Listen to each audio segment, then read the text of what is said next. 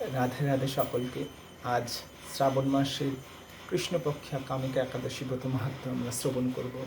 শ্রাবণ মাসের আমাদের প্রথম সোমবার, আমরা সেই স্মরণ করে আজ আমরা শুরু করব আমাদের কামিকা একাদশী ব্রত মাহাত্ম্য। অজ্ঞানতিমিরান্ধস্য জ্ঞানাঞ্জনা শলাকায়া চক্ষুরান্মিলিতং যেন তস্মৈ শ্রীগুরবে নমঃ। হে কৃষ্ণ করুণা সিন্ধু দীনবন্ধু জগৎপতে গোপেশ গোপিকাকান্ত রাধাকান্ত নমস্তুতে তপ্ত কাঞ্চন গৌরাঙ্গী রাধে বৃন্দাবনেশ্বরী বৃষভানুসুতে প্রণমামি হরি।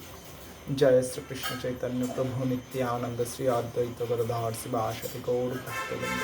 হরে কৃষ্ণ কৃষ্ণ কৃষ্ণ হরে হরে, হরে রাম রাম রাম হরে হরে, হরে কৃষ্ণ কৃষ্ণ কৃষ্ণ হরে হরে, হরে রাম রাম রাম হরে হরে। আমরা শ্রবণ করছি শ্রাবণ মাসে কৃষ্ণপক্ষিয়া কামিকা একাদশী।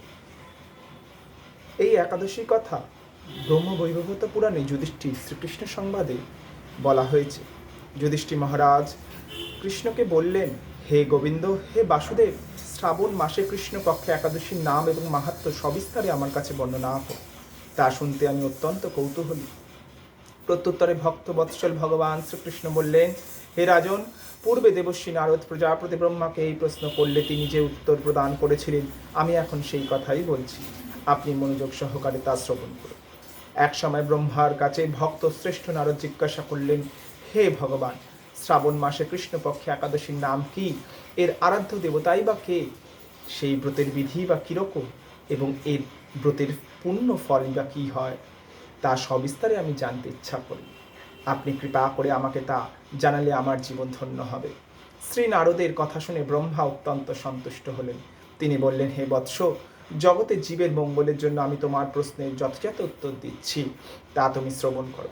শ্রাবণ মাসে কৃষ্ণপক্ষে একাদশীর কামিকা নামে প্রসিদ্ধ এই জগতে এই একাদশীর মাহাত্ম্য শ্রবণে বাজপেয় যজ্ঞের ফল লাভ হয়। ভগবান শ্রীহরি পূজা অর্চনা অপরিমিত পুণ্য ফল প্রদান করে। গঙ্গা, গোদাবরী, কাশী, নৈমিষারণ্য, পুষ্কর ইত্যাদি তীর্থে দর্শনে সমস্ত ফল একমাত্র এই কৃষ্ণ পূজার মাধ্যমেই কোটি গুণ লাভ হয়। সাগর এবং অরণ্য যুক্ত পৃথিবী দানে ফল, দুগ্ধবতী গাবি দানের ফল অনায়াসে এই ব্রত পালনে লাভ হয়ে যায়। যারা পাপ পুণ্য সাগরে নিমগ্ন, এই ব্রত তাদের উদ্ধারের একমাত্র সহজ উপায়। এই রকম পবিত্র পাপ ও নাশক শ্রেষ্ঠ ব্রত আর এই জগতে নাই। শ্রীহরি স্বয়ং এই মাহাত্ম্য কীর্তন করেছেন। রাত্রি জাগরণ করে যারা এই ব্রত পালন করে তারা কখনোই দুঃখ ও দুর্দশাগ্রস্ত হন না। এই ব্রত পালনকারী কখনোই নিম্নজ্জনী প্রাপ্ত হন না। কেশব প্রিয়া তুলসী পত্রে যিনি শ্রীহরি পূজা করেন, পদ্মপাতায় জলের মতন তিনি পাপে নির্লিপ্ত থাকেন।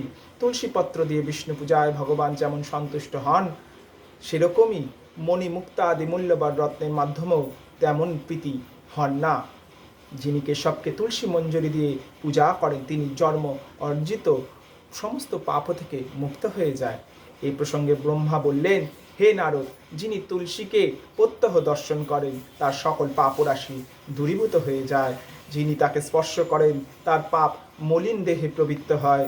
তাকে প্রণাম করলে সমস্ত রোগ দূর হয়। তাকে জল সিঞ্চন করলে যমও তার কাছে ভয় আসতে পারে না। শ্রীহরির চরণে তুলসী অর্পিত করলে ভগবত ভক্তি লাভ হয়। তাই হে কৃষ্ণ ভক্তি প্রদায়িনী, তোমাকে আমি প্রণাম করি। যে ব্যক্তি হরিবাসরে ভগবানের সামনে দীপদান করে, চিত্তগুপ্ত তার পূর্ণ সংখ্যা হিসাব করতে পারে না, তার পিতৃপুরুষেরাও পরম তৃপ্তি লাভ করে। শ্রীকৃষ্ণ বললেন, হে রাজন, আমি আপনার কাছে সর্বপাপহারিণী কামিকা একাদশী মাহাত্ম্য বর্ণনা করলাম।